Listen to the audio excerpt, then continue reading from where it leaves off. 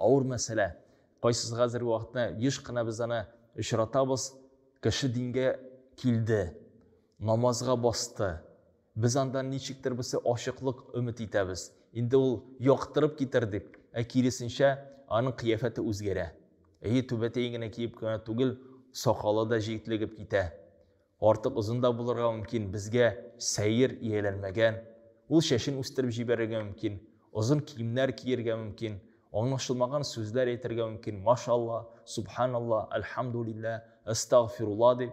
Елекігі уақытта рәуіште көрішмей, енді құшақлашмасқа да мүмкін, біздің білен бір табын ұға отырмасқа мүмкін. Бізге ол сәйір, сұрау келіп шыға. Мұсылман күші шундай боламы деп енді.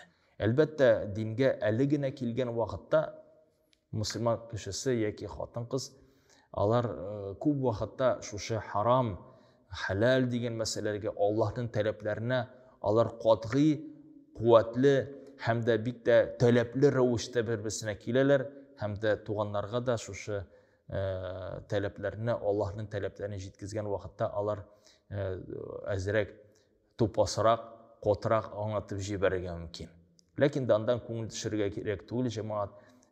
1-2 елдан соң алар тигезләшә, җайлап кына белемнәрен ала башлагач, үзенең матур гына сүзләрен дә сезгә җиткезә башларлар иншаллаһу тәгалә. Шул ук вакытта аларның намазларын, уразаларын без куатлап җибәрергә тиешбез. Әгәр дә сәхәргә торып, аларга сәхәр ризыкларын әзерләп куйсак, намазлыкларын инде әзерләп куйсак, шушында кыйбласы фәлән җирдә дип күрсәтеп куйсак, аларга бер хөрмәтен күрсәтсә, һичшиксез аларның күңелләре йомшарачак, һәм дә аларны менә шушы әйтерлек барча дөнья дошман, мин инде динне авыр итеп үтим дигән фикердән ала чыгачаклар.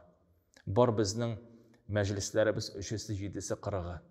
Кайсысында күргән мөмкин без dini kardeşimiz, dini tuğanımız, ulabız ol mecliske kilmeske mümkün. 3-sine, 7-sine ve 40'ına. Nişik son ol bulup tıra. Kızganışqa karşı şundi ışıraklar ışırı bula ni sebepten? Çünkü dinde türlü fikirler yeri cemaat. Şuluk vakitte anın bilen muamelen özürge kirek tügel. Kirisinçe anın bilen kübrek oralaşırga, öz bizge yakın aytırga kirek. Hatta soruğa mümkün, sen kilmedin meclisine, lakin bir Kur'an okuyalı, bir dua kılıp koyalı deyip aytsak inşallah ulandan baş tutmaz. Çünkü şeriatı bizde ol xas bulup tura Kur'an oku ve dua kılı. Bula şunday vakitlar kaçan dini tuğanımızını mecliske şakırabız ol kile, lakin de mulla kullarını көтеріп dua kılgan vakitte ol kullarını көтермей. Әлбәттә аңар карата ничек тә булса нәфрәт уянырга тиеш түгел, гаҗәпләнергә кирәк түгел.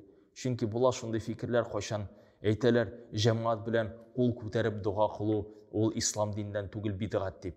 Җәмәгать ул әлбәттә акыллыктан түгел, ул акылсызлыктан, динне тулысынча аңламаган сәбәбеннән. Әле алар ислам динендә яшь кешеләр булып торалар, һәм дә белемнәре түбән сәбәбеннән инде алар бу гамәлдән читләшеп тора. Qadırlı cemaat, Allah'ın ihtibardan, özümüzün tuğanlık, kardeşlik aralaşımından özürge kirek tuğul. Kirisinçe Allah bilen kübrek aralaşırga kirek. İnşallah Teala Allah bizning yumşaqlığımızdan, merhametligimizden görüp, inşallah andi keskin fikirlerden getirler inşallah. Qadın dostlar, mümin Müslümanlar. Köpkene vaqtda biz özümüzün fikrimizni alğa sürüge tırışabız. Әзірәк артқа шегіну мәселесі бізге қиын болып тұра.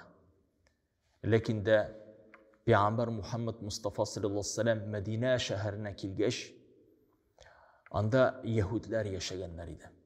Яһудлар Пейғамбар саллаллаху алейхи ва саллямга күңелләренә якын була. Чөнки алар бер Аллаһка гыйбадат кылалар, Тауратны укыйлар, Мусаны алейхиссалам Пейғамбар дип дәшәләр. Hem de nişik sahabeler ise Peygamber sallallahu hatta Yahudilerge oşabırak rövüşte kiyine başlay, alar rövüşte şeşlerin tarih başlay. Birinci vakitte şulay bula.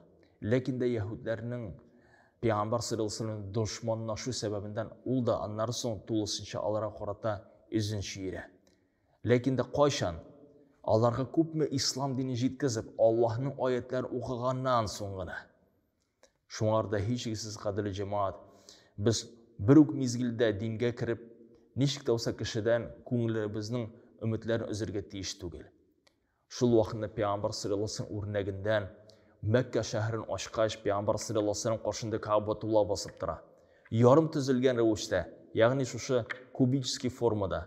Аның куәтендә иде тулысынча Кәгъбәтулланы төзергә Ибраһим алейһиссалам вакытында шикелле.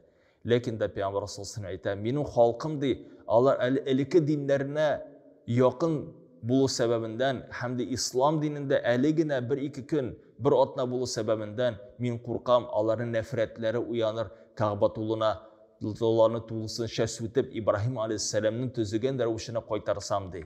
Карагыз әле, Пәйгамбәр барыбер ислам диненә кергән кешеләрне дә, хәтта үзе Пәйгамбәр булса да, каршында гаскәр басып торса да, бу изге эштән үзен әйтелек өзеп куя. Ни сәбәптән? Чөнки кешеләрнең күңелләрен игътибарга ала.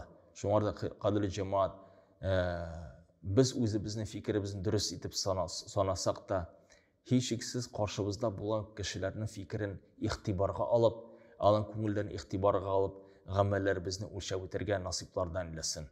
Ассаламу алейкум ва рахматуллаһи ва баракатуһ.